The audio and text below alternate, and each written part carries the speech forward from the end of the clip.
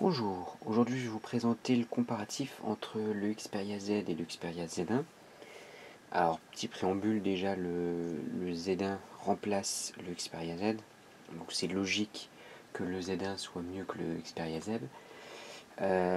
Moi, la question qui va peut-être vous intéresser, c'est de savoir si le surcoût du Xperia Z1 vaut vraiment le coup, parce que le Z1 vaut 700 euros grosso modo et le Z vaut 250 euros de moins.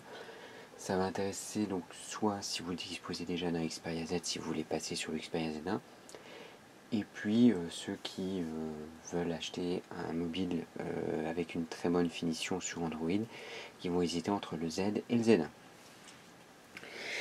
Alors, on va commencer déjà avec un tour du mobile. Alors, comme je l'avais dit dans la vidéo de démarrage, le Xperia Z1, la grosse surprise, c'est la finition. Alors, je ne sais pas si ça va se voir à la caméra. Alors voilà, donc là vous avez le contour qui est fait, alors c'est de l'aluminium, et le contour est complètement en aluminium, et vous avez toujours la face en verre, devant et derrière, comme pour le Xperia Z. C'est la même chose pour le Xperia Z, vous avez aussi la face en verre, donc les deux sont en noir, ça on voit quand même mieux. Mais par contre,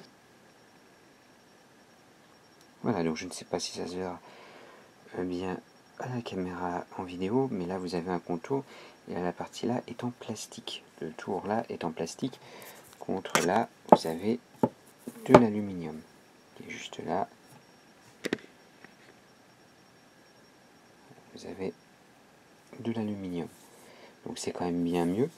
Alors quand on le prend la première fois en main, le Xperia Z1, on a l'impression d'avoir un jouet. Pour le Xperia Z, tant on a du plastique sur le côté, et la finition est quand même bien meilleure sur le Xperia Z1 je veux dire. Premier point, donc après le tour. Donc le tour du propriétaire, ça ne change pas grand chose, donc on va prendre déjà la taille du mobile.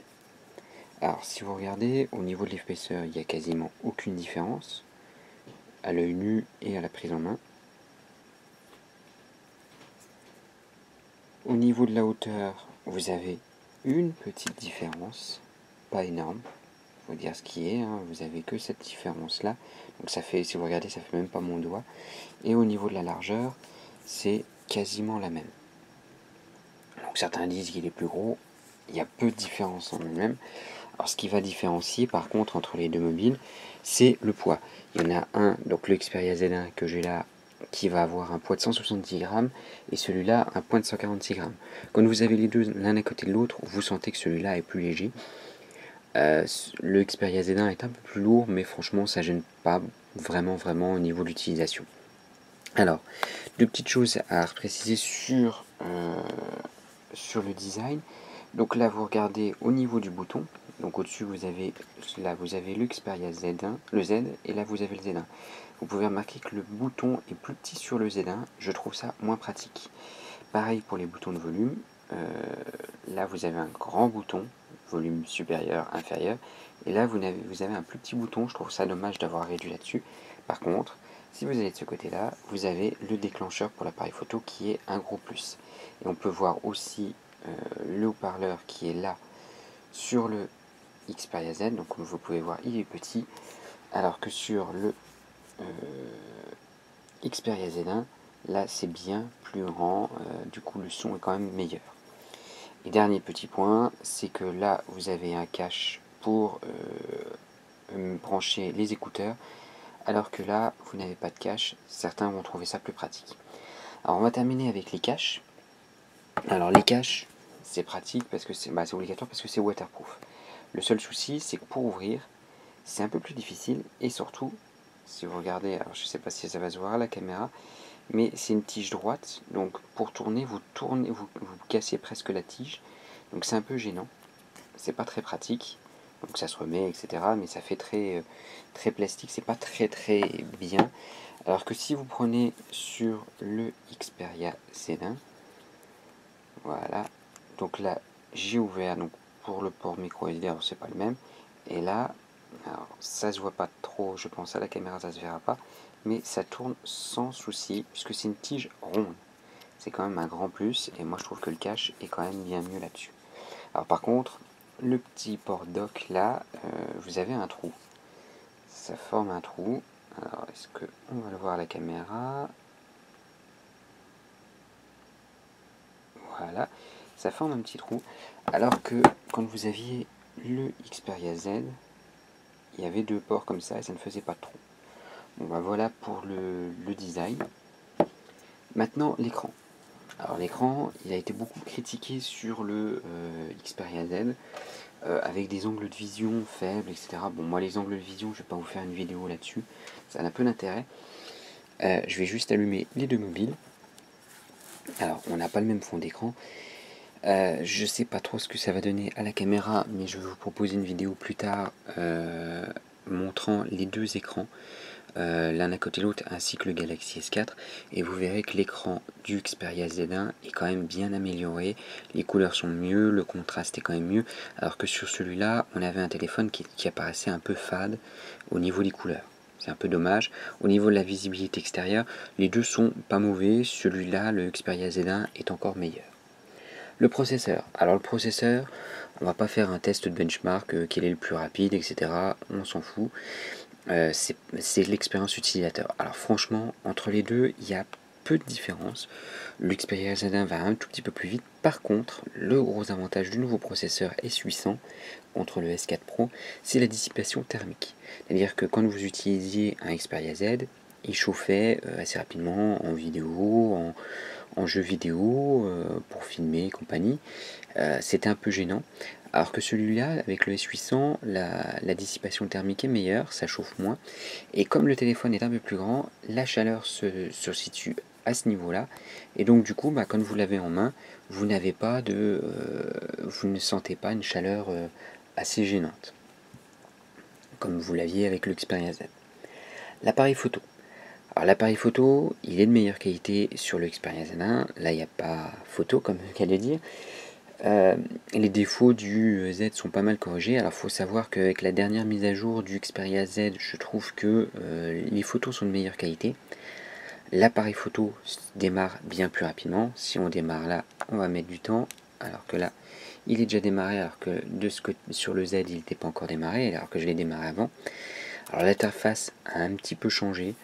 Franchement, dans les faits, ça change pas grand chose. C'est vraiment l'utilisation basique. On va redémarrer l'appareil photo. Alors une fois que l'appareil photo, alors s'il veut bien redémarrer, voilà.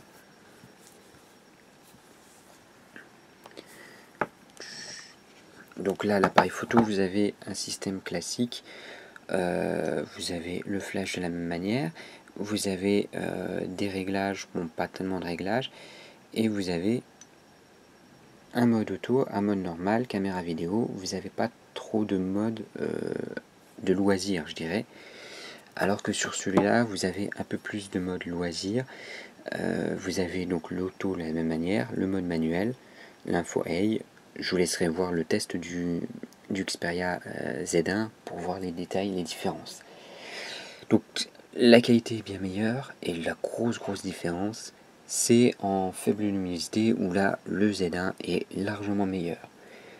Je vous ai mis dans la description le lien vers le test photo que j'ai fait, le comparatif photo avec le Z1, le Z et le Galaxy S4 pour voir la différence. Alors la batterie, certains considéraient aussi que c'était un défaut sur le Xperia Z1, le Xperia Z. Donc on est passé sur une batterie 3000 mAh sur le Z1. C'est mieux, il n'y a pas à dire. Grosso modo, je tenais un peu plus d'une journée avec celui-là, avec le Xperia Z, et là je tiens 2 jours avec la même utilisation sans souci sur le Xperia Z1. Les deux sont en mode stamina, hein, parce que je trouve que c'est très pratique. La batterie est meilleure. Bon, après, personnellement, tant qu'il tient une journée, moi ça me suffit pour mon utilisation. Pour conclure, parce que ça sert à rien de faire un grand débat là-dessus, que choisir? Ça va dépendre de vos priorités. Franchement, le Z1 est un très bon mobile. Il est peut-être un peu cher encore.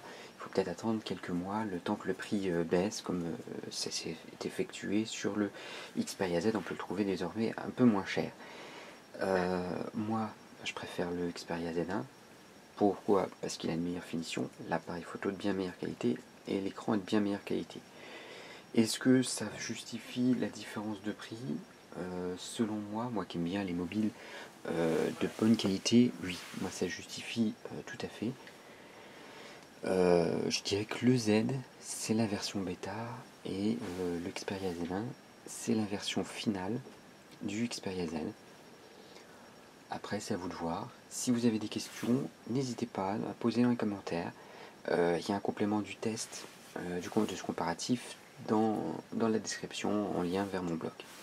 Je vous remercie et si la vidéo vous a plu, n'hésitez pas à cliquer sur le petit pouce vert pour un j'aime, ça montre toujours que mon travail vous intéresse et m'incite à continuer dans mon travail et à vous proposer des tests encore de bien meilleure qualité. Merci, au revoir.